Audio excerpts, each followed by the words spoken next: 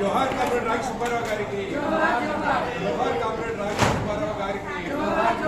సాధిస్తాం అమరుల ఆశయాలను, వర్ధిల్లాలి సిపిఐఎంఎల్ న్యూ డెమోక్రసీ, వర్ధిల్లాలి నూతన ప్రజాస్వామిక విప్లవం, వర్ధిల్లాలి నూతన ప్రజాస్వామిక విప్లవం.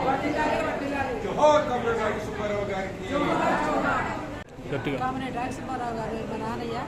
ఆయన సమాజంలో పురుషులతో పాటు స్త్రీలు కూడా సమానులు అనే విధంగా మమ్మల్ని పెంచారు. ఆయన స్ఫూర్తితోనే మేము కూడా మహిళా సంఘ కార్యకర్తగాను, ఒక న్యాయవాదిగాను, అదేవిధంగా ఏసీ కాలేజీలో 150 సంవత్సరాల ఏసీ కాలేజీలో నేను వైస్ ప్రెసిడెంట్ గెలిచాను ఆ రోజు. తర్వాత గుంటూరు లాయర్స్ అసోసియేషన్ సెక్రటరీ గెలిచాను. మమ్మల్ని స్థాయి తీసుకొచ్చిన మా నాన్నగారి భావాలతో మేము పయనిస్తా ముందుకెళ్తా ఉన్నాం. సమాజ అభివృద్ధి జరగాలంటే, శ్రమ దోపిడీ పోవాలంటే, కార్మికుల దోపిడీ పోవాలంటే మనం కమ్యూనిజం మార్పులను పయనించాలని చెప్పిన ఆదర్శమూర్తి. అటువంటి ఆయన వర్ధంతి ఈరోజు సిపిఐఎంఎల్ న్యూ డెమోక్రసీలో జరిగింది. ఈ సభకి అనేక మంది వచ్చి విజయవంతం చేశారు. సభకు వచ్చిన అందరికి కూడా న్యూ డెమోక్రసీ కూడా అభినందన తెలియజేస్తా ఉన్నాం.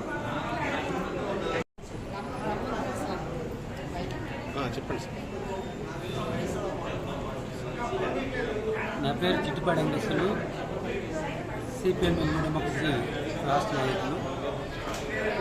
సిపిఎంఎల్ న్యూ డెమోక్రసీ గుంటూరు జిల్లా నాయకులు, కార్మికవర్గ నేత, ఆదర్శ కమ్యూనిస్టు కామ్రేడ్ రాగి సుబ్బారావు గారికి ప్రథమ వర్ధంతి సభ. కామ్రేడ్ రాగి సుబ్బారావు గారు 1970 దశకంలో గుంటూరు జిల్లా గుంటూరు నగరంలోని సంగడిగూడ ప్రాంతంలో కార్మికవర్గ ఉద్యమాన్ని నిర్మాణం చేయడంలోనూ, ఆ క్రమంలో నిర్బంధాన్ని ఎదుర్కోవడంలోనూ, రాజజీవితం గడపడంలోనూ చాలా ముఖ్యమైనటువంటి భాగస్వామి ఉద్యమం. అలాగే ఇక్కడ హేమలత టెక్స్టైల్స్ కార్మికోద్యమాన్ని, ఆటో వర్కర్స్ యూనియన్ నిర్మాణం, అలాగే ప్రైవేట్ బస్ వర్కర్స్ యూనియన్ నిర్మాణం చేయడంలో ఆయన ముఖ్యమైన భాగస్వామి. కార్మికవర్గ ఉద్యమాలను నిర్మాణం చేయడంలో ఆయన కృషిని, ఆయన చేసిన త్యాగాన్ని మన్నం చేసుకోవడానికి ఈరోజు ప్రథమ వర్ధంతి సభని ఇక్కడ గుంటూరులో నిర్వహిస్తున్నాం.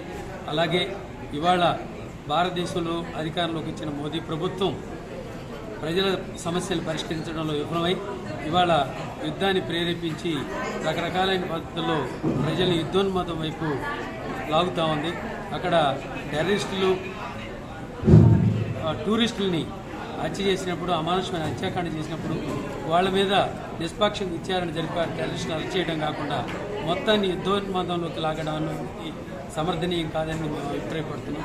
అలాగే మావోయిస్టులు శాంతి చర్చలు కావాలని శాంతి చర్చలు సిద్ధమని ప్రకటిస్తున్నప్పటికీ మోదీ ప్రభుత్వం ఇవాళ అంగీకరించకుండానే ఏకపక్షంగా 2026 మార్చి నాటికి మేము మావోయిస్ట్ రహిత ప్రభుత్వాన్ని ఏర్పాటు చేస్తామని పేరుతో చేసే హింసని కూడా మేము తీవ్రంగా ఖండిస్తూ మావోయిస్ట్ పార్టీతో చర్చ జరపాలని ఈ సందర్భంగా డిమాండ్ చేస్తాము.